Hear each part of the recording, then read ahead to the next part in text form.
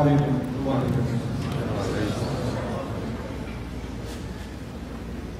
أعوذ بالله من الشيطان الرجيم.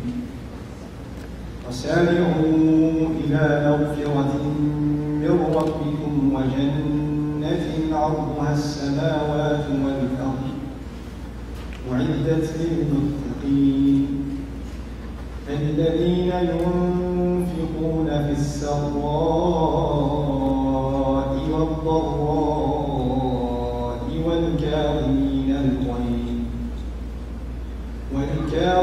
الغيظ والعافين عن الناس والله يحب المحسنين والذين إذا فعلوا فاحشة أو ظلموا أنفسهم ذكروا الله فاستغفروا لذنوبهم ومن يغفر الذنوب إلا الله ولم يصروا على ما فعلوا وهم يعلمون أولئك جزاؤهم مغفرة من ربهم وجنات تجري من تحتها الأنهار خالدين فيها ونعم أجر العاملين. رب اشرح لي صدري ويسر لي أمري واحلل عقدة من لساني يفقهوا قولي والحمد لله رب العالمين والصلاة والسلام على سيد الأنبياء والمرسلين وعلى آله وصحبه ومن استنى بسنته إلى يوم الدين. اللهم اجعلنا منهم ومن الذين آمنوا وعملوا الصالحات وتواصوا بالحق وتواصوا بالصبر. اللهم ثبتنا عند الموت بلا إله إلا الله آمين يا رب العالمين. ثم أما بعد السلام عليكم ورحمة الله وبركاته. I am actually fairly overwhelmed to be speaking about this subject. It's been something that's been on my mind for a long time. The subject, as many of you already know, is the matter of haya, modesty, shame, and actually more so than shame, I really want to talk about shamelessness and its consequences, the lack of shame. The reason I feel like I need to be talking about this and giving it more, Muslims generally across this country, and maybe even all over the world, need to give this subject extra attention because we're living in particularly shameless times. And I wanted to make sure that this discussion is actually comprehensive. So what I'm intended to do is, over the course of the next 6 or 7 months, to turn this into somewhat of a series, and this inshallah ta'ala will serve as the beginning of that series. So this will be the first of many discussions to come on the same subject. I wanted to deal with this with some level of detail, because I think it is something that all of us need to have an honest conversation about from many, many different angles. This is something that affects the Muslim from many, many different points of view and has many consequences. And not having an honest, detailed, in-depth conversation about this and a heart-to-heart about this matter has several very negative consequences that we're seeing around us already. And I want to preface, my conversation with something I mentioned often in my speeches, is that I am a father of 3 daughters in addition to 2 sons, alhamdulillah, and I have sisters. And this is something that affects all of you as much as it affects me. This matter of shamelessness is a matter that influences and affects how the family is constituted or how a family is even raised. And what the moral outlook of a family is something very close to home. So this is why this is something that should be given a lot of care and consideration. I pray that Allah Azza wa Jalla gives me clarity in speech, that I'm able to communicate a message to you that is beneficial and effective. And I pray that this series is a benefit to myself and to the Muslims in general, inshallah ta'ala. Anyhow, I wanted to start first of all with something that I've talked about in other contexts previously, but I want to reiterate it because it sets the tone for this discussion.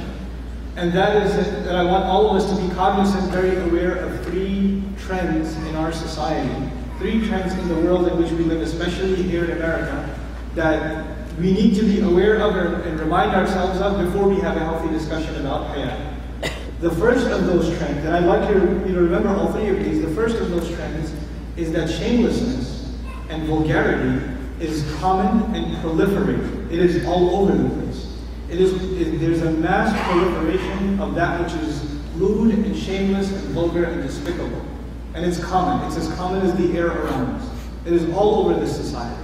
And it's something that you cannot ever even pretend to escape. It is there, it's in your face, it's going to be there every single day. Whether it's in the workplace, or it's on your laptop, or it's around when you're driving down the street and it's on a billboard, or it's on the radio, or it's in the speech, the kind of words people use, or the kind of thing, the way people dress, whatever it may manifest itself in, it is all around us, and it gets worse by the day. Whether we realize it or not, it's getting worse and worse and worse. Now I want to preface this statement. You know, the standards in Islam, the teachings of Allah's deen, they're standard. They don't change. The things that were right and the things that were wrong 1,000 years ago are still right and still wrong. And the things that were unacceptable 1,500 years ago, 1,400 years ago, when they were first revealed, they are still unacceptable. Those standards don't change. What was vulgar and shameless back then is still vulgar and shameless today. Of course, these things, they take different forms, right? Time changes, society changes, technology changes, and shamelessness and lewdness and vulgarity, they take different forms. What used to be a filthy word before, even in English, may have disappeared, and now there's new filthy language, right? So that changes over time. But the standards themselves are constant, they don't move. But I'm talking about shamelessness becoming worse and worse, not even from the Islamic point of view, but from the American point of view. America was a far more modest place 100 years ago. It was a far more shameful place 50 years ago, 30 years ago, 20 years ago. The standards keep on dropping. The things that you would never hear on the street, in a good neighborhood in this country, from non-Muslims, you wouldn't hear such language on the street, has now become language of elementary school children. That absolutely disgusting language. And language that many of you Muslims, the adults here, probably don't even know that vocabulary. You don't even know how bad those words are, because they're not just, alhamdulillah, they're not in your vocabulary from one point of view, but they've become commonplace. So by even the standards of the society itself, we've dropped quite dramatically. Over time, it's gotten worse, to worse, to worse, to worse, to worse. And so this is the first thing I want you to be cognizant of. It is all around us. And just one implication of that, one consequence of that. You know when something's all around you and you see it all the time, you know what happens to you? It becomes normal to you.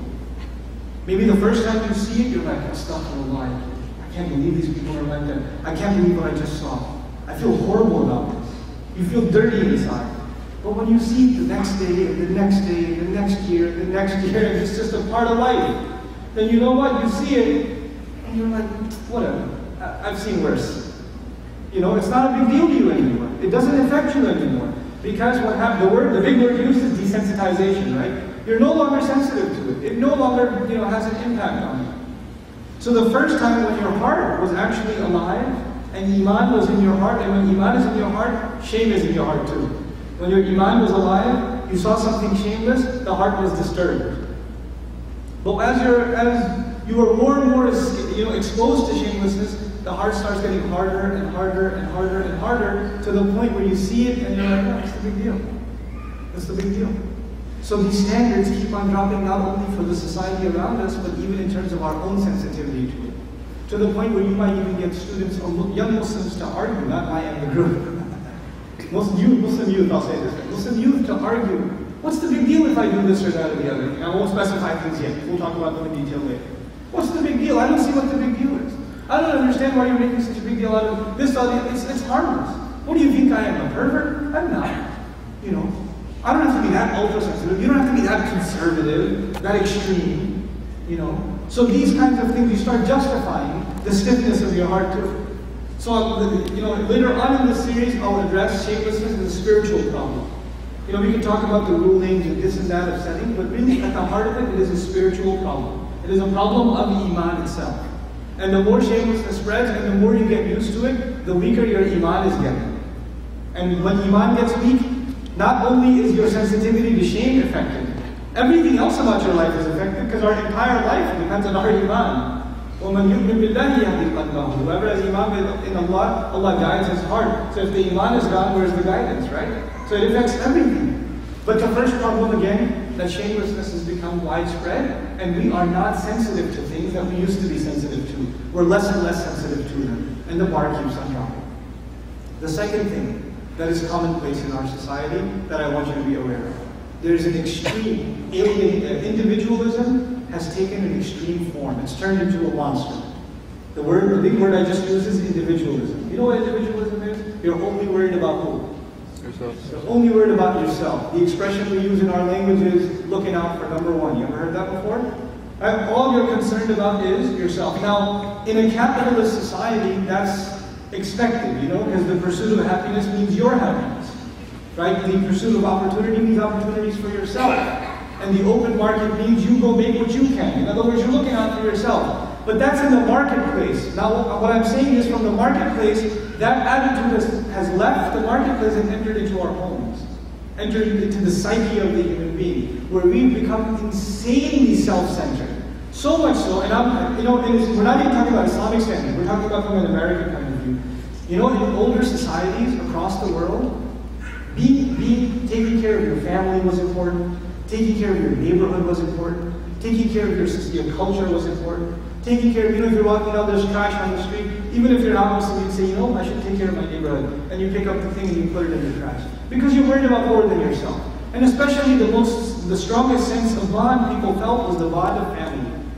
But in our times, individualism is at an extreme. So extreme that a person, and even if they're Muslim this happens, a person is so obsessed with themselves that they don't care about anybody else, not even their parents, not even their siblings, not even their children, not even their husband or their wife, not even other Muslims. And just to give you a side, why I'm talking about this individualism, a consequence of that is, one of these young boys in this audience here is regularly talking to a Muslim girl.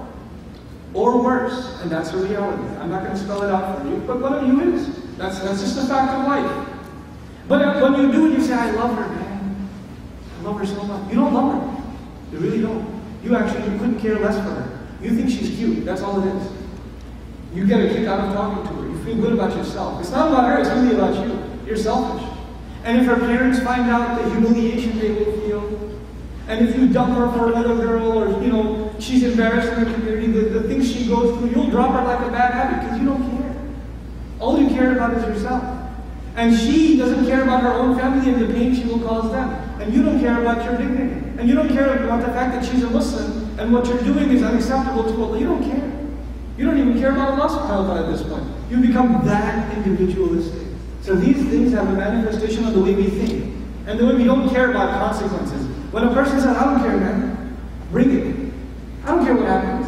You know where that attitude comes from? That attitude comes from not I don't care about what happens. In addition, I don't care about what anybody else says or thinks or feels, including my own family. Individualism is at an extreme. And so much so, and we'll talk about the consequences of both of these things together. You know the extreme form of this? We're probably the craziest society when it comes to crimes related to sexual abuse, crimes related to child molestation. These kinds of crimes, they are the extreme of individualism. I don't even care what happens to this child. That's how disgusting society becomes. They don't care. They become nothing more than animals. An animal, when it sees its prey, it doesn't care what is its children going to think. I'm going to eat the parent, what are the children going to think. It doesn't care. It's hungry, it's going to eat. It feels an urge, it's going to fulfill. That's the extreme form of individualism is found in animals. That's where it's found. And today we're finding it in human beings. And that's a reality of our times. That is certainly a reality of our times. And that's certainly something that is influencing all of us to some extent. Maybe we're not the worst case of individualists, but to some extent it's impacted all of us. We are more selfish today than we were before. We are less concerned with family and community and society and deen than we were before. It's more about ourselves first. Then there's the third trend in our society. I told you I'll talk to you about three trends. The first trend was the proliferation, the expansion of shamelessness in all walks of life. The second was extreme individualism. And the third thing that I want to bring to your attention, before we can have a healthy conversation about hayat and guarding our shame, the third problem is where your dignity comes from, where your respect comes from. Where does your sense of worth come from? If you're worth something, if you are valuable, where does your sense of value come from? You see, for a Muslim who understands his deen and the truth of that deen has entered into their heart, this is not a problem. But for the Muslim, وَلَمَّا يَدْخُلِ الْإِيمَانُ فِي قُلُوبِكُمْ, and Iman has not yet entered into your hearts yet. When the Iman has not entered into the heart, then there will be a problem. And I'll give you an example of what I'm talking about so you can understand it better. In high school, when I used to go to high school in the early 1800s, when I first came to high school in this country, it was an alien culture to me, and I picked up something very quickly. You know where your dignity, your respect, your props, your popularity, you know where it comes from? The brand of clothes you wear and how you wear them. It comes from the kind of language you use, and actually the kind of filthy language you use. The more obnoxious and outrageous and unacceptable you are in public settings, the more popular you are. And that dude's crazy, bro. You know what he said to the teacher, man? That guy is awesome. Everybody wants to be around the guy who's the biggest jerk, who dresses, who's the biggest show-off, and the most self-indulged, self-absorbed. You know, people can't even look at this person in the eye before you're like, what you looking at, son? You know, they're full of arrogance, they're full of arrogance, and that's the most respected person. That's the one people look up to. So when other kids come to school, they say, I want to be like that guy. I want to be like that. Because everybody looks up to him. And on the side of women, your sense of worth comes from the fact that how many men, how many males can I get to stare at me? And they can't take their eyes off of me. So the more inappropriately I dress, and the more I try to get attention from myself, the more I am worth something. My worth comes from how much attention I can get. You know, show what you got. That's the attitude. Show what you got. And so I feel important when a boy comes over to me and says, so what's your number? You know, what's your name? When he gives me that attention, it's not even about that boy, it's about I feel good about myself. So your sense of worth comes from your appearance and how much you can attract the opposite gender. That's where your sense of dignity and self comes from. Now, just to start from this third point, and I'll work my way backwards. From this third point, your sense of self. Where does our sense of dignity come from in this deen?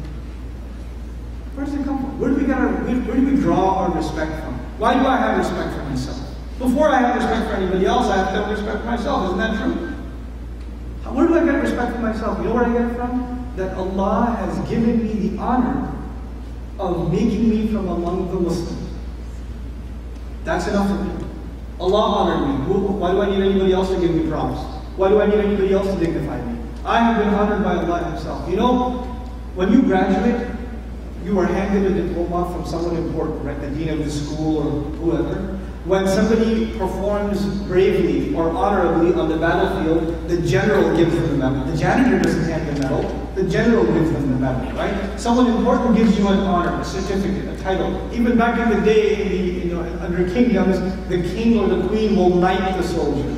Right? The important figure will give a title to the other. Allah says in the Quran, Surah Al-Hajj, He says, "Huwa sammakum muslimina." He's the one who named you Muslim. He inaugurated you, united you with what term? With Muslim. We've been honored by Allah. You know what that means? That we don't need honor from anyone else. وَلِلَّهِ الْعِزَّةُ وَلِرَسُولِهِ وَلِلْمُؤْمِنِينَ. To Allah alone does dignity and authority belong, and it belongs to His Messenger and those who believe. Allah has given us dignity. أَعَزَّنَا اللَّهُ بِالْإِسْلَامِ. The Sahaba used to say, Allah gave us dignity with Islam. And He will give us humiliation if we leave it.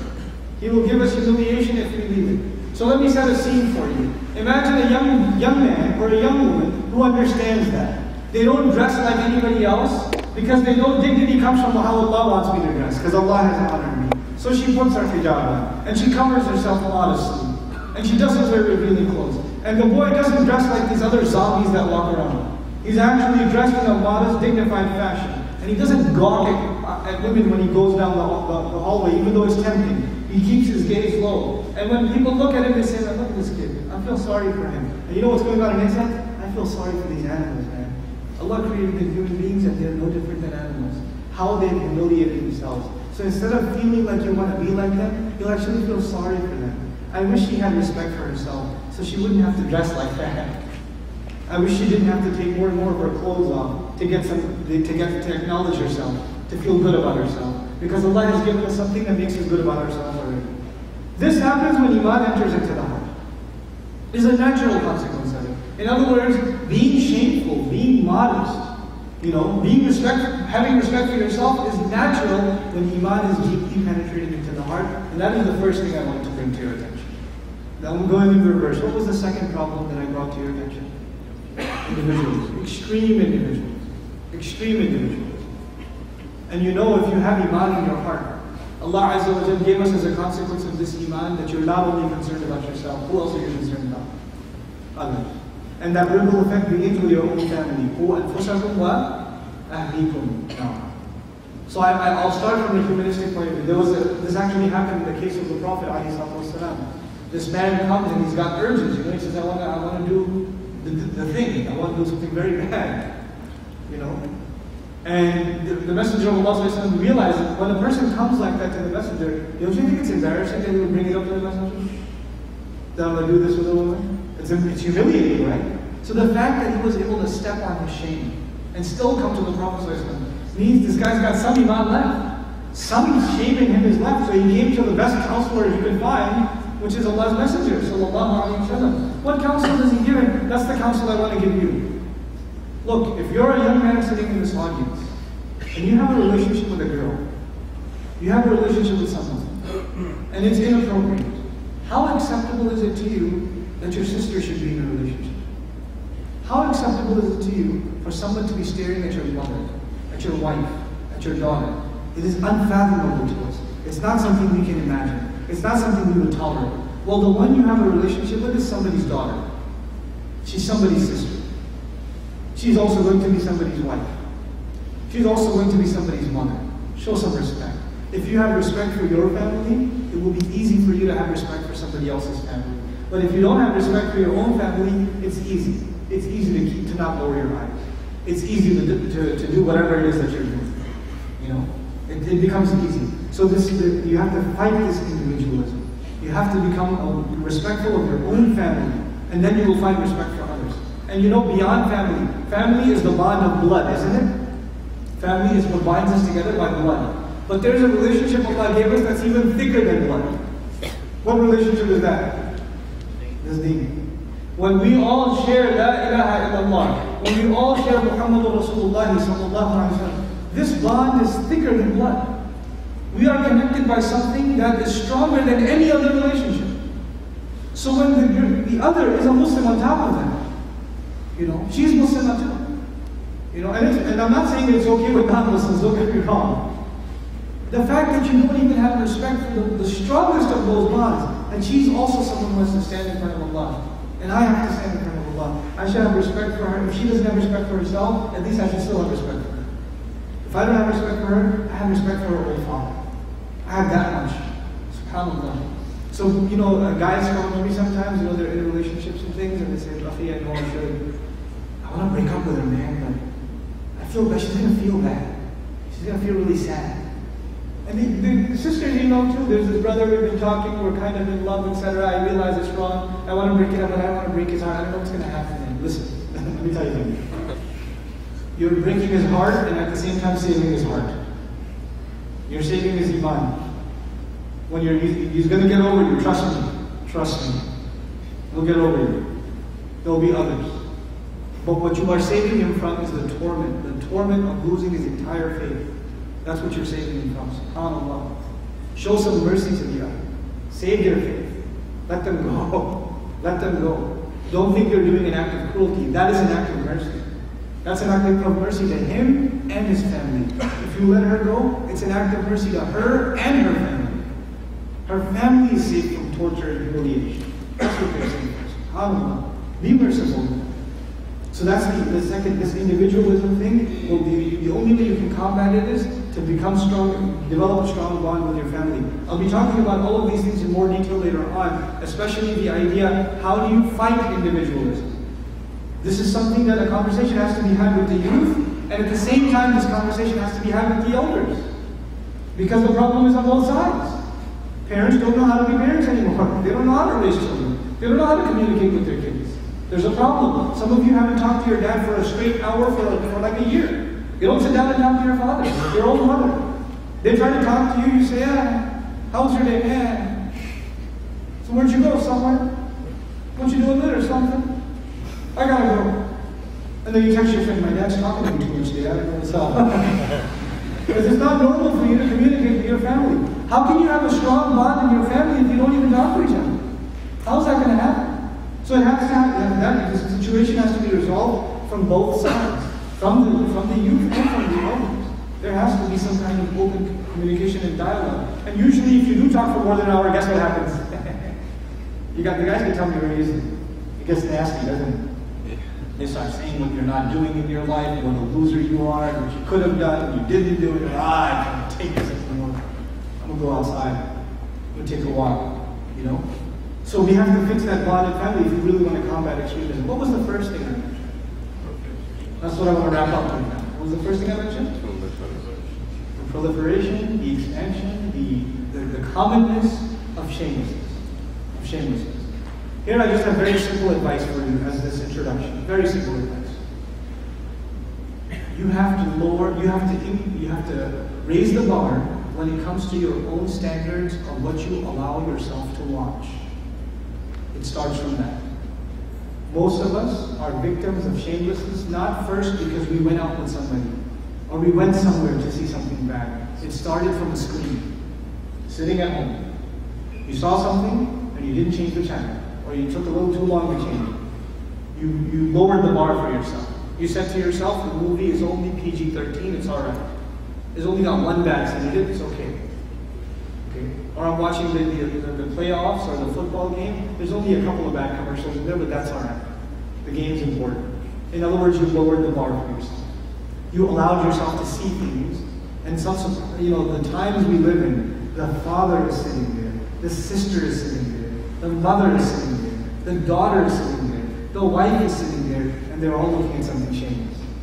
Can you imagine how low we have gotten that you don't even feel bad that you saw something like that in front of your mother, in front of your wife, in front of your sister? You don't even feel bad. That speaks about the state of our hearts and says something about them, how bad it's become. Now, if you want your hearts to get soft again, you got to cut the exposure you have to shamelessness. You have to cut it and weed it out. You have to stop saying to yourself, no, you know what, it's all right, it's not a big deal. Nope. You got to raise that, you have to increase your awareness of it. And I'm not saying don't entertain yourself at all. I'm saying find permissible avenues. Find clean alternatives. And it's especially hard in our times because they're throwing in nasty innuendo even in cartoons. They can't even leave Toy Story alone. Right? The first Toy Story came out, it's supposed to be a kid's movie, right? Toy Story? And I think Barbie walks by and Mr. Potato Head goes, I'm a married spud. He's like, he's trying not to look. What are they trying to hint at? I'm trying not to cheat on my wife. Who are they teaching that to? Well, kids, man. What do you have to have that in there? You have to throw that in there? This new one that came out, I haven't seen it, but I've heard there's a whole thing about Barbie and Ken. I'd have to throw it in there. What is a 5-year-old going to get out of that? But they want to, the bar has dropped so much. What was unacceptable for teenagers became acceptable for 10-year-olds. And now what's unacceptable for 10-year-olds is slowly becoming acceptable even for 5, 4-year-olds. 3-year-olds in kindergarten are being asked, how's your Valentine? Who are you going to take out? Did you kiss her yet? 3-year-old, 4-year-olds are being asked. Oh, it's so cute. For them this animal behavior is cute. It's cute. And this is what's being normalized in our society. It's being made commonplace in our society. So the elders, you have to act like adults. You have to make a decision for yourself. Is this faith worth it to you to want to cut your exposure to these things? Or not? You have to ask yourself that simple question. Nobody can ask that question for you. Nobody can come and check and knock on your door what you're watching on your laptop or what you have on your mobile device. Nobody can do that. You have to do that for yourself. For the adults here that have younger children, you have to take a little more responsibility. You have to stop letting your children watch filth like SpongeBob SquarePants. The guy's wearing underwear. That should tell you something. There should be a little sign that goes off that there's this cartoon character on TV. First of all, it's like some shit on food anyway. And on top of that, it's wearing underwear. What is it normalizing for them? It's okay to look at things in their underwear. They're already sending that message psychologically to children. And it's okay for us because it's just cartoons. This is not back in the day when a cat was trying to kill a mouse. These aren't those days. This is something else. We have to be more sensitive. And it begins with what you let yourself see, what you let yourself watch. And as far as this proliferation of shamelessness is concerned, I did tell you this is the first of the series, inshallah ta'ala. The last bit I want to share with you, that will become a longer discussion, but I want the thought to be in your minds before I let you know. Especially for young Muslim women and young Muslim boys. Young Muslim boys, young Muslim girls. Whether they're in high school or college. Listen, when you start becoming serious about the religion, you know what happens? Allah beautifies everything about Islam to you. So you know what happens? My friend in Texas used the word, those floozies. Those non-Muslim, shameless, whatever they are, may Allah guide them and bring them to Islam. But the way they dress and whatnot, they're no longer attracted to that filth. What do you start finding beautiful all of a sudden? The sister at the NSA who wears hijab and covers properly. And you say, MashaAllah, she's such a great sister. And she's pretty. So I'm just going to, send her an email about how I want to help her out with the flyers. So if anybody asks me, I'll just say, hey, I'm not going to MSA work, man. Astaghfirullah, will you question my attention? And then I'll email her another time about, I just wanted to call you because we need to have a meeting about the program, ordering the food, And so you do it under the guise of Islamic work. Under the guise of Islamic work. And you start crossing the line, and Shaitan is happy because here were two people that were escaping the clutches of shamelessness, and now Shaitan used the love of Islam they had and used it against them. And this is happening in the embassies. This is happening. Lines are being crossed, and it goes really far sometimes. It gets very bad among Muslims. So you have to be cognizant of that. You have to be honest to yourself. You can tell yourself, I'm no pervert, man, I can handle it. I'm just talking to a sister, I'm being respectful. Look, you know and I know what thoughts run in your head. We all know. We all know how Allah created our minds. It's pre-programmed, installed, you can't uninstall this one. Allah beautified for men the love and desires they have for women. It's installed on your hard drive. You can't get out of your system. It's already there. وَالْبَنِينَ وَالْقَنَاطِيرِ الْمُقَنطَرَةِ مِنَ الذَّهَبِ وَالْفِضَّةِ وَالْخَيْلِ وَالصَّفْوَةِ وَالْأَنْعَامِ وَالْحَرْثِ. That's all there. But the number one thing Allah mentioned that was installed, the desire that was installed, was that of women. So you don't try to tell me or kid yourself that no thoughts run in your mind and you never have any imaginary situations in your head. Don't kid yourself. Be honest to yourself first. If you can't be honest to yourself, this conversation is pointless. This conversation is entirely pointless. So, how long have I been speaking? Half an hour now? A half hour, 40 minutes? Can I take 10 more minutes? Yeah. Okay, 10 more minutes. I'm opening a can of worms. I'm acknowledging it ahead of time. I'm opening a can of worms.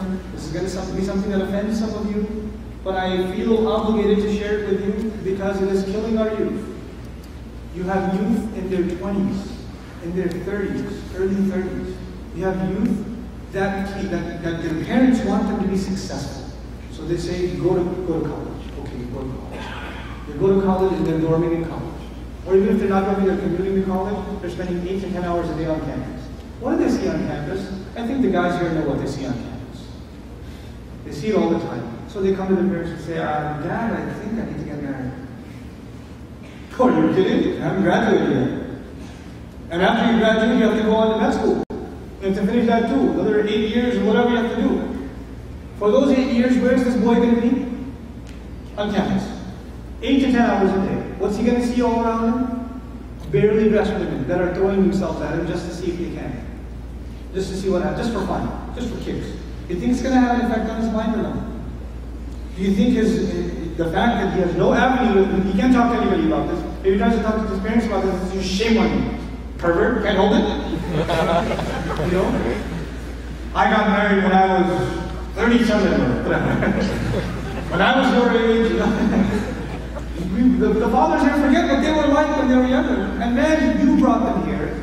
You put them in the heart of shamelessness. And then you don't let them get married. It's something that can save them to some extent. It's not it's not a solution, but it's a big part of the solution. And you put them there for 12 years, 13 years. You don't think this boy's going to be, I'll be honest with you, you don't think this boy's going to be addicted to pornography? Who are you kidding? You don't think so? You don't think he's going to clean out the cache on his laptop? Or on his mobile device? So nobody else knows what's up? You don't think he's going to have a secret profile on Facebook? You don't think he's going to have extramarital relationships? You don't think he's going to develop other very serious psychological disorders? And develop a two-face? On the one hand, he's a good boy, he listens to his parents, he gets good grades, and on the other hand, he's become a deviant. By not Islamic standards, by human psychological standards. He's disturbed. And a lot of our children here in this audience are addicted to pornography, and that is a fact. The youth here are boys and girls. They're addicted to it. And you know when you're addicted to something like a piece of filth like that, you know what happens to you? You lose all respect for them. You have no respect for them. You only see them like an animal sees a female animal. That's all you see. And when that happens for 10 years, then you let him get married. Do you think he has any respect for his wife? Do you think that addiction that's there for 10 years is going to disappear now? It's going to go away on its own just like that? No. You just destroyed a girl's life too. You destroyed a home. Because you refuse to face reality. This is reality. This is America. Welcome. You know? We have some of the most beautiful homes of any Muslim community in the world. We have the newest cars of any Muslim community in the world. People, there are Muslims living in the Muslim world that on Eid day they get to eat beef. They have chicken every day, or vegetables. On Eid, can we have a piece? They have one piece of beef. We're living in a society of abundance. We can be like, oh man, come on, I had beef yesterday, I need something else. Change the menu. We're the society of leftovers. We're the society that has everything that at our fingertips. We have, it seems like everything that, masajid like this is a palace, man. The amount of money it took to build a masjid like this, and these masajids are all over America. All over America. The amount of money this takes, we could build masajid like hundreds of masajid. With the money it takes to build one masjid in America. We're affluent, we're successful. We have the highest levels of education. We have some of the highest levels of salaries. We're the most well off. And yet, our homes are broken. Our homes are broken. Our marriages are broken. Our children are broken. They're psychologically broken. I want to share this reality with you because we're not talking about it. We're not having an honest conversation with each other about this. This is something that affects all of us. We can pretend that everything's okay. Or we can wake up, smell the coffee, and deal with it, and fix it. And deal with it. Have an honest conversation about this.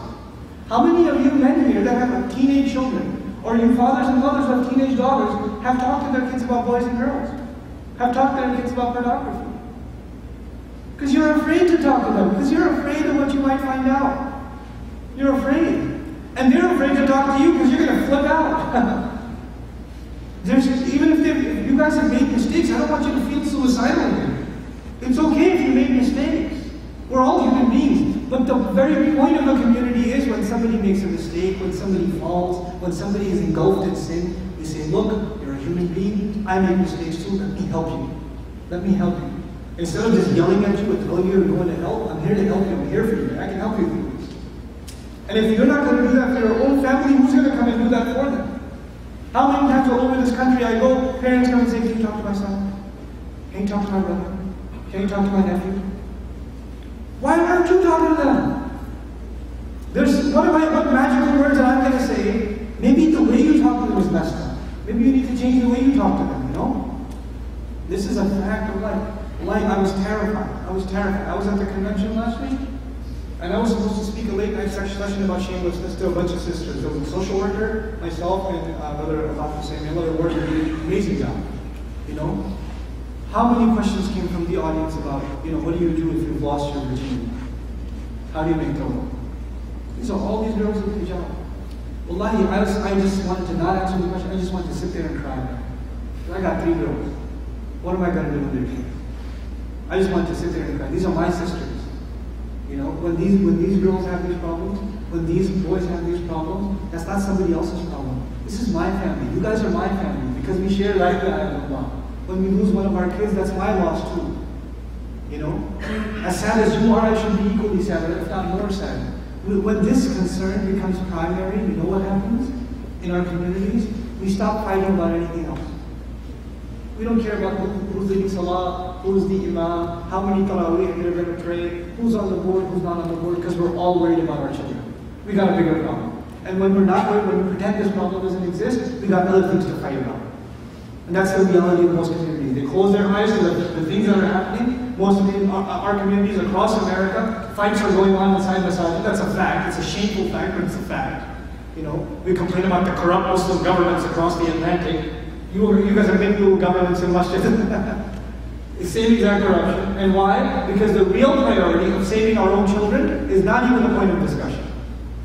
Not even a point of discussion. To the point where even if the youth do come to the masjid, some girl comes into the masjid without hijab on, astaghfirullah, what are you doing? The fact that she came to the masjid, man, just, can you say alhamdulillah she's here? Because there are a lot of clubs that are open. I know about hijabi, you know, Facebook profiles, girls wearing hijab and she's taking pictures at the club. That's their too. That's a reality also. You know? So we have to be honest. We have to be honest. You got the young people here, you guys need to take a step back and realize the consequences of what you're doing. You're destroying your entire faith. You know, when you're not able to cry in salah anymore, or make a dua to Allah and actually feel something in your heart, there's an indication the heart's become hard. And the easiest way to harden our hearts in this time is over and over exposure to shamelessness. That's why our hearts have become hard. We have to save ourselves. We really have to make a concerted joint effort to try and save ourselves. This was my introduction to this series. I want to organize my thoughts more and have, you know, the topics I have in mind in the future of this discussion is advice to parents, detailed advice to brothers, detailed advice to sisters, advice to married couples, because just because you're married doesn't mean you're not affected by shamelessness, you still are. Advice to married couples, you know, advice to parents whose children are the age that they should be getting married, advice to parents whose children are addicted, and they found out that they're addicted to whatever, or they're in relationships they shouldn't be, advice to parents like that. Advice to parents whose children have run off with a girl or run off with a boy. What do you do now? And that's a reality of our community too. We need this advice. We need to have a conversation about this. You know, what is this deen if not solutions to our problems? And these are our problems. This is what we're going through. In addition to that, I wanted to have a comprehensive study of haya and fahisha in the Quran. The term haya and the term fahisha. Haya means shame and life, and fahisha means lewdness and obscene things.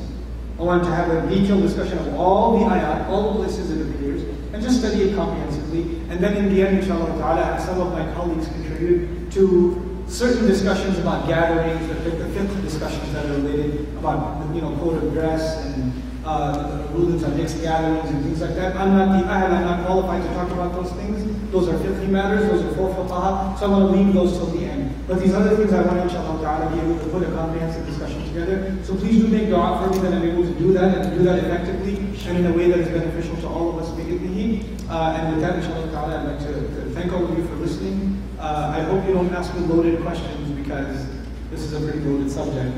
Jazakallahu khairan, barakallahu li wa lakum fil Qur'an al-Hakim, wa nafa'ani wa iyyakum bil ayati wal hikmah. The ayat I recited to you in the beginning of this talk that I didn't explain are ayat number 160. Actually, even before that. Let me tell you what ayat numbers they are, because I want you to read them on your own. Yeah, these are ayat number 122 to 127 in Surah Al-Imran. 122 to 127. They have something to do with shamelessness. I'd like you to read them yourself. Read them yourself and study them yourself. Ayat number 122 to 127 belonging to Surah Al-Imran. And when you first read them, you might say, I don't know, this seems like it has nothing to do with shamelessness, but it does. Read it carefully and study it, inshallah ta'ala, and Allah guide us to His will. Barakallahu wa lakum. Assalamu alaikum wa rahmatullahi wa barakatuh.